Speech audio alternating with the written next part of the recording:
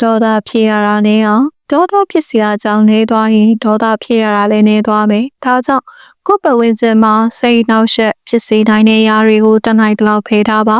စိတ်ပင်ပန်းရတာတက်တာအောင်ကောင်းဆုံးလုပ်နည်းကတနိုင်တလောက်ကြိုတင်ကာကွယ်တဲ့နည်းပဲသွားစရာရှိရင်လိုက်မဲ့သူတွေကိုကြိုတင်တင်ပြောထားပါကပ်ပြီးမှပြောရင်ပြည့်စင်ချိန်မလုံလောက်လို့စောင့်နေရတဲ့ခါမှစိတ်တိုးတတ်တဲ့သုံးလေကြားပစ္စည်းကိုကြိုတင်ဝယ်ထားပါသုံးချင်တဲ့အချိန်ကြမှကုန်နေလို့စိတ်တိုးရတာမဖြစ်အောင်နော်ဂတိအကျွေးတွေဟာစိတ်ကိုပင်ပန်းစေတယ်ဒါကြောင့်ဂတိကိုလွယ်လွယ်နဲ့မပေးပါနဲ့ဂတိပေးပြီးမှဂတိအတိုင်းမတက်နိုင်တဲ့အခါစိတ်ဆင်းရဲရတယ်စိတ်တိုးရတယ်ဂတိမတည်တဲ့သူလို့အပြောခံရတဲ့အခါဒေါသဖြစ်တယ်ရှက်တယ်မတက်နိုင်တော့အောင်မြင့်လွန်နေတာမျိုးကိုမှန်ပါနဲ့ကိုယ်ဟီပန်းချက်ဟာကိုယ့်အခြေအနေနဲ့ကိုင်းညီဖို့လိုတယ်ကိုယ့်ဟီပန်းချက်ကိုနည်းနည်းချင်းတဖြည်းဖြည်းမြင်ပါကိုယ့်အတွက်အရေးကြီးတဲ့ကိစ္စကိုလုပ်ဖို့အချိန်လုံးလောက်အောင်စီစဉ်ထားပါအရေးမကြီးတာတွေကိုမြင်လို့ပြီးတော့ပင်ပန်းသွားတဲ့အခါကျမှအရေးကြီးတာတွေကိုလုပ်ရင်ပိုပြီးစိတ်ပင်ပန်းနေဒါကြောင့်ရေးကြီးတာကိုရင်လုပ်ပါရေးကြီးတာကိုအရင်လုပ်ပြီးသွားရင်စိတ်ပေါ်ပါသွားလို့နောက်လုပ်เสียတိတ်အရေးမကြီးတာတွေကိုလုပ်ဖို့အားတက်လာတယ်စနေတကျလုပ်တတ်တဲ့အချင်းကိုလေ့ကျင့်ထားပါစနစ်ရှိရင်ချိန်ကုန်သက်သာတဲ့အမားနဲ့တဲ့စိတ်ပင်ပန်းရတာလူပင်ပန်းရတာလည်းနေတယ်ဒါကြောင့်စိတ်တူရတာဒေါသဖြစ်ရတာပါနေသွားတယ်ပုံမှန်ချိန်စရာနဲ့လုပ်လို့ဖြစ်တာမျိုးကိုသူ့ချိန်ကြရင်လုပ်ဖြစ်အောင်အချင်းလုပ်ထားတာကောင်းတယ်အခုလုပ်ရမလားနောက်မှလုပ်ရမလားလို့တွေးမနေရတော့ဘူးအဲ့တော့ကိုကချိန်ကုန်သက်သာလို့စိတ်ပင်ပန်းတာလည်းသက်သာတယ်ကိုနေတဲ့နေရာကိုအလုပ်လုပ်တဲ့နေရာကိုတက်နိုင်တဲ့လောက်တန်ရှင်းအောင်တည့်ရအောင်လှပအောင်ပြုပြင်ပါရှုပ်ထွေးမြစ်ပတ်နန်းစော်နေတဲ့နေရာမျိုးမှာအလုပ်လုပ်ရရင်စိတ်ကြည်လင်မှာမဟုတ်ဘူးစိတ်ကြည်လင်မှုကိုဖြည့်ဆည်းတတ်တဲ့အရာမျိုးတွေကိုကိုမြင်နိုင်တဲ့နေရာမှာမရှိပါစေနဲ့နေရန်ပေါ်မှာစာအုပ်စင်ပေါ်မှာအလုပ်စပွဲပေါ်မှာစိတ်ကိုနှောက်ယှက်ပေးနိုင်တဲ့အရာတွေကိုမရှိပါစေနဲ့စိတ်တူစရာကိစ္စစိတ်ညစ်စရာကိစ္စကိုဟောင်းကိုတစ်ဖြစ်အောင်လုပ်တဲ့ပစ္စည်းမျိုးကိုမြင်နိုင်တဲ့နေရာမှာမထားရကောင်းတယ်ကြီးလိုက်တာနဲ့စိတ်ကိုကြီးနေအေးချမ်းသွားစေနိုင်တဲ့ရှုခင်းဓာတ်ပုံမျိုးကိုမြင်သာတဲ့နေရာမှာထားပါရေခဲတောင်ဓာတ်ပုံမျိုးရေကန်စီစီဓာတ်ပုံမျိုးကိုကြည့်ပြီးအဲ့ဒီနေရာမှာကိုရောက်နေတယ်လို့မှန်ကြည့်ပါကိုမြင်သမျှစားသမျှအရာတွေဟာကိုယ်စိတ်ကိုလွှမ်းမိုးတယ်။ဒါကြောင့်မမြင်ရရင်ကောင်းတဲ့အရာတွေကိုဝေးကိုပို့ထားပါ။ဝေးနေကောင်းလေးပဲပစ္စည်းတွေကကိုယ်စိတ်ကိုခြောက်ခြားစေနိုင်တယ်။ဘာပစ္စည်းမှမရှိရင်ဘာနှောက်ယှက်မှမရှိဘူး။အသက်ဆိုတွေမိကိုတွေစူညံတန်တွေမရှိအောင်လုပ်နိုင်ရင်ကောင်းတယ်။မရှိအောင်မတက်နိုင်ရင်တော့နဲခိုင်သမျှနေအောင်လုပ်ပါကိုကအောင်မြင်လာလေကိုကိုတွေ့ချင်တဲ့သူကိုစီကအကူအညီတောင်းချင်တဲ့သူတွေများလာလေဖြစ်တတ်တာသဘာဝပါပဲတခါတလေကိုအလုပ်များနေတော့မအားတော့မှသူတို့ကတွေ့ချင်ကူညီတောင်းချင်နေလို့မရမကလောက်လာရင်လေကိုအတွက်စိတ်နှောက်ယှက်ဖြစ်ရတယ်စိတ်အေးချမ်းနေခြင်းသူများအကြောင်းကိုတတ်နိုင်တော့မပြောဘဲနေတာကောင်းတယ်အထူးသဖြင့်သူများမကောင်းကြောင်းမပြောဘဲနေတာကောင်းတယ်ပုဂ္ဂိုလ်ရေးပုတ်ခတ်ပြီးပြောတာမျိုးကိုထူးရှောင်သင့်တယ်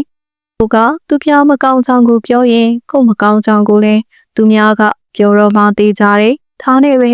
ကိုစိတ်ကြည်လေဖို့ပြရတတ်တယ်ကိုเจ้าကိုသူများကမကောင်းပြောရင်တော့မှသူပြောတာမဟုတ်ကြောင်းကိုပဲအေးစစ်စစ်ပြောပြီးသူ့မကောင်းကြောင်းကိုတော့ဟုတ်နေရင်တော့မှမပြောဘဲထားလိုက်တာပိုကောင်းတယ်။ကိုကသဘောထားကြီးထားဖို့လိုတယ်။စိတ်နှောက်ယှက်ဖြစ်စရာကိစ္စတွေကိုတက်လိုက်တော့အမြဲဆုံးဖြေရှင်းလိုက်တာကောင်းတယ်။စိတ်ထဲမှာတာရှည်မြုံထားတာမကောင်းဘူး။ချိန်ပြီးဒေါ်လာဖြစ်နေတာမကောင်းဘူး။ကိုမကြိုက်တာကိုမကြိုက်ကြောင်းစောစောကလေးကပြောထားတာကောင်းတယ်။မပြောဘဲနေပြီးမခံနိုင်တော့တဲ့ချိန်ချမှာပောက်ကွဲရင်စကားတွေနှုံကုန်တတ်တယ်။စိတ်နှောက်ယှက်ဖြစ်ရတာနေချင်းမလိုအပ်ပဲနဲ့လူများများနဲ့မရောပါနဲ့။လုံများတဲ့သူဟာတနေ့လူတွေနဲ့စကားပြောရတာနဲ့မှမဟုတ်ဘူးခက်ခဲရှိလို့ပြောချင်ရင်တိုင်ပင်ချင်တကယ်ကောင်းတဲ့ကြံကြံမျိုးပေးနိုင်မဲ့သူကိုပဲပြောပါမဆိုင်တဲ့သူတွေကိုမပြောပါနဲ့စိတ်ပြက်စရာကိုပြောတတ်တဲ့သူတွေကိုဘယ်တော့မှမပြောပါနဲ့စိတ်ပြက်စရာကိုပြောတတ်တဲ့သူကိုပြောရင်ကိုပါစိတ်တက်ကြမယ်စိုးရင်စိတ်တွေများလာမယ်စိတ်ပင်ပန်းမယ်ကိုလုံးတဲ့လူမျိုးကိုလုံးနေတဲ့သူ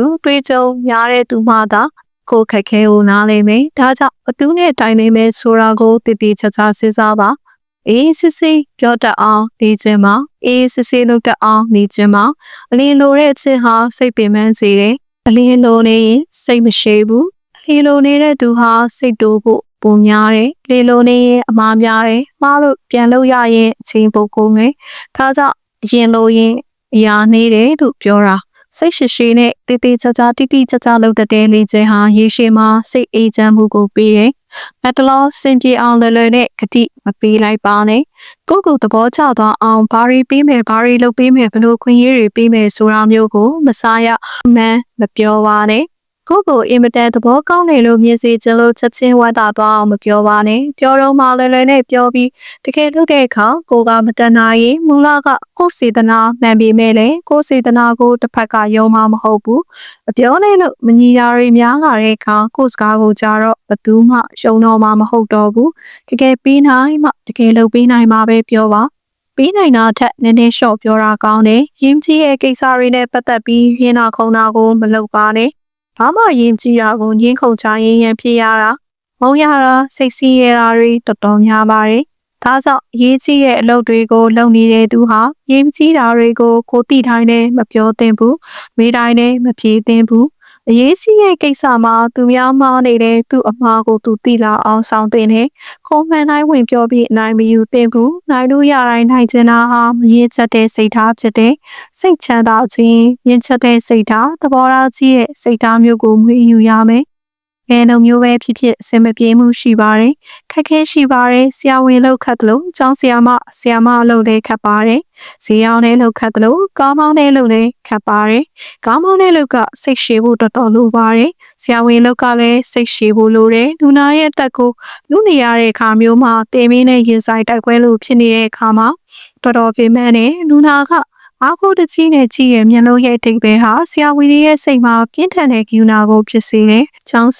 ရာမတွေလည်းစိတ်ရှည်ဖို့လိုပါတယ်။စာပြေးပွဲကြတဲ့ကျောင်းသားတယောက်ရဲ့စိတ်မှာကိုယုံကြည်မှုမရှိတော့သလိုဖြစ်သွားတာဟာတော်တော်သနာစရာကောင်းပါတယ်။ကိုတပည့်လေးအောင်မမလားဆိုပြီးဆရာမတွေမှာတော့ကဖြစ်ရတယ်။မိဘတွေစစ်စစ်ရဲရဲနဲ့သားသမီးကိုပညာတတ်စေခြင်းလို့ကြောင်းထားတယ်။စာမေးပွဲကြရင်ဆက်ထားဖို့မလွယ်တော့ဘူးလူများနဲ့ဆက်ဆံရတဲ့လူတွေကဆက်ဆံရေးခက်ခဲနေရှိပါတယ်လူတိုင်းကိုစိတ်ချတဲ့အောင်ဘယ်သူမှအလုံးမပေးနိုင်ဘူးအချိန်နဲ့တဲ့သူကအပြစ်တင်ပဲမကောင်းပြောမယ်အဲဒီကစိတ်တူမယ်စိတ်ညစ်မယ်ဒေါသဖြစ်မယ်စိတ်တက်ကြမယ်ဒါကြောင့်ကိုယ်လုံးနဲ့ပတ်သက်ပြီးဖြစ်နိုင်တဲ့ခက်ခဲတွေကိုကြိုတင်ပြီးတွေးထားပြီးတော့ဒီခက်ခဲမျိုးကတော့တွေ့ရမှာသိကြတယ်ဒီလိုပြောမျိုးတော့ခံရဖို့သိကြတယ်ဒါကြောင့်ခက်ခဲနေတွေ့ရတဲ့အခါပြောခံရတဲ့အခါစိတ်မပြတ်ဘူးစိတ်မပြတ်ဘူးစိတ်ရှိထားမယ်လို့မကြာခဏနှလုံးသွင်းပါလူတွေပေါ်မှာတန်တိုင်းတလောက်စိတ်ရှိထားပါသူတို့ကိုနားလည်ဖို့ကြိုးစားပါဒေါသလျောက်နာတော့အောင်မပြောပါနဲ့ကိုယ်စေတနာကမှားနေရင်ကိုယ်စေတနာကကိုယ်အချိုးပေးမှာပဲပြဿနာတော်တော်များများဟာဆက်ဆံရေးစိတ်မပြေလို့ဖြစ်ရတာပါတယောက်ပြောစင်တာကိုတယောက်စောအောင်နားမထောင်ရင်တယောက်ကိုတယောက်နားလည်မှာမဟုတ်ဘူးတယောက်စကားကိုတယောက်အတိတ်ပဲမှအောင်မကောင်းနိုင်ရင်ထင်လွဲတာတွေဖြစ်လာမယ်ဒါကြောင့်ဆက်ဆံရေးအဆင်ပြေခြင်းတစ်ဖက်သားပြောချင်နေတာကိုဂရုတစိုက်နားထောင်ပါသူစိတ်ထဲမှာပြောချင်နေတာကိုပြောခွင့်ပေးပါမတူသဖြင့်ရေးကြီးရဲ့ကိစ္စပြောရမယ်ဆိုရင်ထင်လွဲတာမဖြစ်ဖို့ပိုပြီးရေးကြီးတယ်သူပြောချင်နေတာကိုပြည့်ပြည့်စုံစုံပြောနိုင်အောင်သူကိုပေးကုန်းတွေမေးပြီးရှင်ခိုင်းမှာသူခက်ခဲကိုချင်းစားပါတယ်ဆိုတာကိုသူသိအောင်ပြောပါတယောက်ရဲ့ခက်ခဲကိုတယောက်ကူညီပြီးနေသွားရတာခြေနဲ့ဆရာသိကောင်းပါတယ်တယောက်နဲ့တယောက်တကယ်နားလည်မှုရသွားရင်စိတ်သက်သာမှုရတယ်ကိုဘွားမှာရေးပါတဲ့သူရဲ့ထင်လွဲမှုကိုခံရတာစိတ်ဆင်းရဲစရာသိကောင်းလေဒါကြောင့်တယောက်နဲ့တယောက်ထင်လွဲနေရင်ကလေးစားစားဆွေးနွေးပါရေးမကြီးရဲ့ရပိုင်ခွင့်တချို့ကိုမရမကရအောင်မလုပ်ပါနဲ့သူထက်ရေးကြီးရဲ့ကိစ္စတွေကိုချိန်ပေးပါအဖြစ်လောက်တဲ့ကိစ္စလေးကိုမရမကလုပ်ရင်းနဲ့စင်မပြေဖြစ်ရရင်အချိန်ကုန်လူပင်ပန်းပြီးတခြားပိုပြီးကြိုးရှိရဲ့လို့ပြတ်တာပဲဖတ်တင်တယ်တထောင်မိုးရအောင်လုပ်ရင်းချိန်ကုန်ခံတဲ့ဆောက်တသိန်းပိုးရအောင်လုပ်ပါကိုယ်ချိန်နဲ့အင်အားကိုပိုပြီးကြိုးများမဲ့နေရာမှာသုံးပါတေးမွားရှာပိုင်ခွင့်ကိုချိန်ကုန်ခံပြီးနေရာမကရအောင်လုပ်နေရင်ကိုယ်စိတ်ထားပါနှိမ့်ချသွားတယ်ဘာမှရင်ကြီးရဲ့ကိစ္စလေးတွေကတခါတလေကိုကြီးကျယ်ဒေါသဖြစ်သွားစေတာမျိုးကြုံရတတ်တယ်။နောက်မှစိတ်အေးသွားတဲ့အခါဒီလောက်အသေးမွှားကိစ္စလောက်နဲ့အိမ်တွေတိတ်ခါမဲ့သွားလောက်အောင်ဒေါသဖြစ်မိရဲ့အတွက်ကိုအားမီယာရှက်တာကြုံဘူးမှာပါ။အဲ့ဒါမျိုးမဖြစ်အောင်တတိထားပါ။တရားတန်လောက်ကိစ္စကြောင့်ဒေါသဖြစ်နေရင်တသိန်းတန်လောက်ကိစ္စမှာနေဟင်းသွားနိုင်တယ်။မ ပေါင်းသေးတဲ့သူနဲ့မပေါင်းဖို့အင်မတန်အရေးကြီးပါတယ်။အနေရှိတဲ့သူနဲ့ပေါင်းရင်ကိုယ်ပါဒုက္ခရောက်သွားမယ်။ရှင်းဆုံးဥပမာနဲ့ပြောရရင်မွေးရစေဝါတုံးတဲ့သူရောင်းတဲ့သူချင်းစာရိတာမကောင်းတဲ့သူတွေနဲ့မပေါင်းသင့်ဘူး။တချို့က